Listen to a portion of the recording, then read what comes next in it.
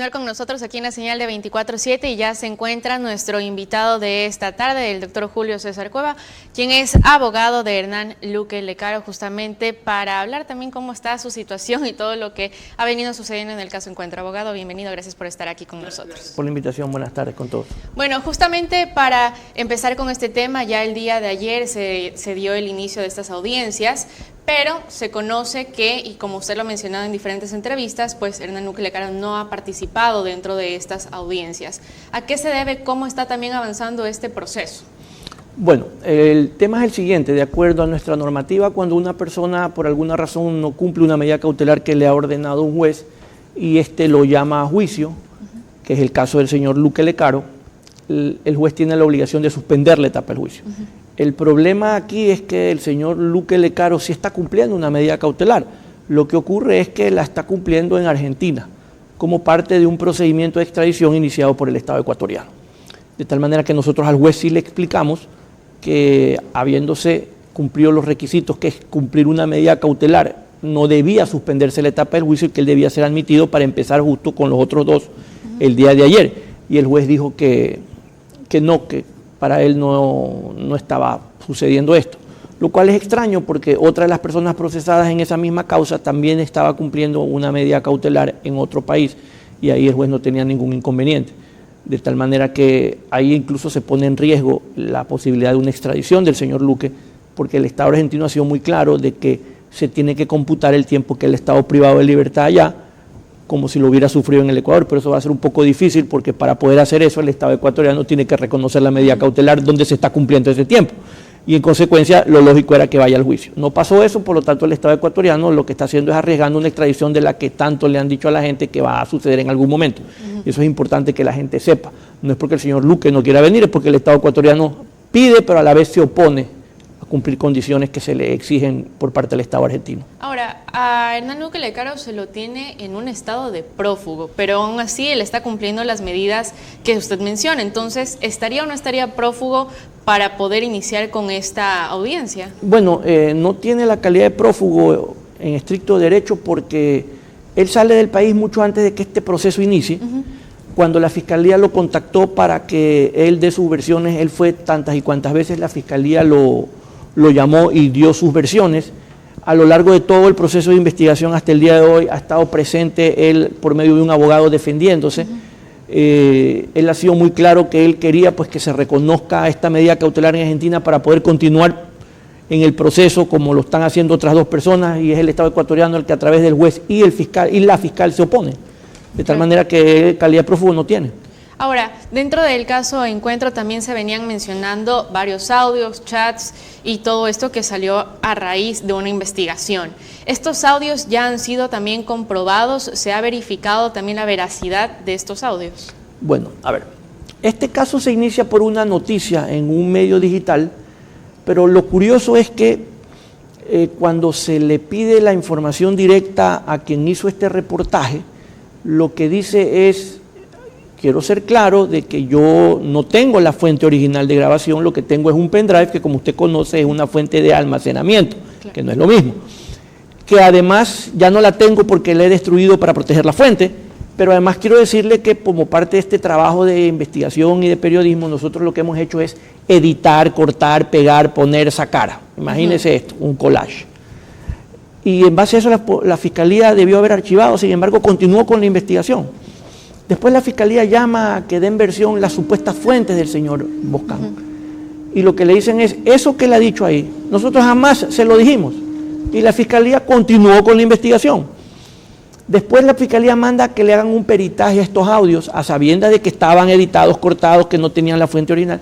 Y un perito de la Fiscalía le dice: yo no le puedo dar fe de que estos audios sean auténticos, porque yo no tengo la fuente original de grabación.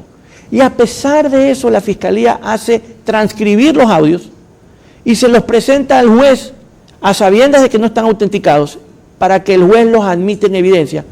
Y lo grave es que el juez los admite en evidencia. ¿Y ustedes qué están haciendo para también que no se dé esto? Porque si son audios cortados, si ya el perito menciona que no se puede dar veracidad de esto, ¿qué también se está haciendo para defender y que pues no se dé una injusticia en este caso? Nosotros le pedimos al juez que lo excluya, pero desgraciadamente el juez pues creo que de esto entiende muy poco, porque dijo, bueno, si la Fiscalía dice que quiere ir a juicio con esto, que vaya a juicio con esto. Bueno, nosotros también queremos ir a juicio con esto, vamos a juicio. No, usted no. Entonces es un poco difícil entender una justicia que funciona a favor de unos y con esa misma vara no mide a los otros. Eso es un poco complicado.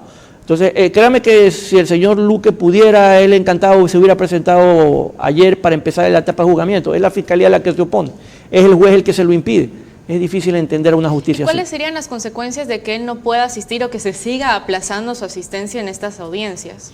Bueno, la consecuencia es que va a tener que esperar a que se resuelva el juicio probablemente y concluya la Corte lo que yo sé desde que leí el expediente, de que aquí no hay ningún grupo de delincuencia organizada y que la Fiscalía es muy probable que por lo menos en derecho vaya a perder esto porque no hay un delito. Es que ese es el peor problema. No hay una sola evidencia. Y permítanme, se lo resumo brevemente. Se dijo que el señor Luque había puesto a dedo a un señor. Resulta ser que el señor Luque, en base a lo que le ordenaba la ley, armó una terna. Esas 3 personas pasaron por un procedimiento largo conforme un reglamento.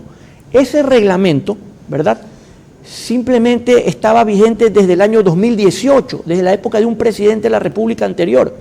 Y durante todo ese procedimiento intervinieron una serie de personas. La Fiscalía nunca los llamó a preguntar si el señor Luque los había llamado, amenazado, mensajeado, telefoneado, visitado, enviado un correo para decirle o darle alguna instrucción. Nunca, no les interesaba saber la verdad. No intervino de ninguna manera. Después había que hacer una entrevista, le correspondía al señor Luque. El señor Luque delegó a alguien, nunca entrevistó a esta persona. Y finalmente fue a un directorio de 3 personas que de manera unánime escogieron a este ciudadano. Lo que tampoco la Fiscalía le dice a la ciudadanía es que no están obligados a escoger el primero, podían haber escogido al segundo, al tercero, como ocurre con todas las ternas en este país. Pero la pregunta más importante es, si 3 personas tomaron al unísono, por así decirlo, la misma decisión, ¿por qué solo está procesada una? Claro. Ahora, acusan a este señor que supuestamente es el beneficiario, entre comillas, de la dirección del señor Luque, de haber dirigido unos contratos para beneficiar a unos proveedores. Bueno, resulta ser que él no firmó ningún contrato, porque no le correspondía, porque le correspondía a otras personas, y resulta ser que nunca le preguntaron a esas otras personas si el señor Luque o este señor de alguna manera los incidieron, los amenazaron, les mandaron un correo, los fueron a visitar. Y lo peor de todo es que los que sí firmaron en ninguna parte del proceso aparecen. Entonces la pregunta es, yo hago algo, pero la culpable es usted. ¿Verdad? Los dos tomamos una decisión, pero solo me procesan a mí. Eso es lo que tiene la Fiscalía. La Fiscalía tiene 2 casos de encuentro. El uno que es la gran mentira que le ha contado a la gente para presionar a la opinión pública, para que a su vez presione a los jueces, porque así es como obtiene muchas veces los resultados. Y el verdadero caso de encuentro que tiene casi 500 cuerpos, que quien lo lee llega a la misma conclusión que yo. No hay ningún tipo de organización. Si estamos hablando de organización, estamos hablando de delincuencia organizada. La Fiscalía, pregúntele a la Fiscalía dónde se reunían, cuándo se reunían, cómo se comunicaban, en qué momento, si tienen algo que demuestre que de alguna forma se organizaron, cómo se organizaron. Pero eso nunca lo han podido decir. Entonces yo pregunto, ¿de qué clase de investigación podemos hablar? No hay manera de que ellos puedan decir que hay un grupo, simplemente se les ocurrió. Pero lo peor de todo es que una semana después, usted lo habrá escuchado hace unas 3 semanas, salieron a decir que de esa misma información han descubierto que la plata se la llevaban en el paracetamol de los hospitales. Pero si la tenían desde el principio, ¿por qué no lo dijeron desde el principio? Entonces no investigaron bien. Pregúntenles qué han hecho al respecto. Me imagino que este caso, si es que algún día aparece a la luz pública, lo han de llamar el reencuentro. En todo caso, lo que le puedo decir es que aquí no hay ninguna delincuencia organizada. Ahora, yo escuchaba en entrevistas que usted ha dado a diferentes medios de comunicación y algo que me llamó mucho la atención fue justamente esto, que el caso Encuentro se juntó con el caso León de Troya, pero que a la final no se dio tampoco. O sea, son 2 casos diferentes que usted no comparte que estén unificados, ¿no? Bueno, es que lo curioso es que, a ver, por eso le digo que hay 2 casos de encuentro. Uno, el que le dijeron a la ciudadanía, porque eso se lo dijeron a la ciudadanía. Hemos unificado el caso Encuentro con el León de Troya. Entonces, claro, la gente dijo, no puede ser. Pero resulta ser que cuando vamos a la audiencia y nosotros reclamamos de que hay un oficio que dice que se unifican los 2 casos, pero que no encontramos la documentación del otro caso para poderla revisar, nos dice la Fiscalía, no, es que sí, bueno, es que sí se mandó el oficio, pero es que la verdad es que nunca los acumulamos.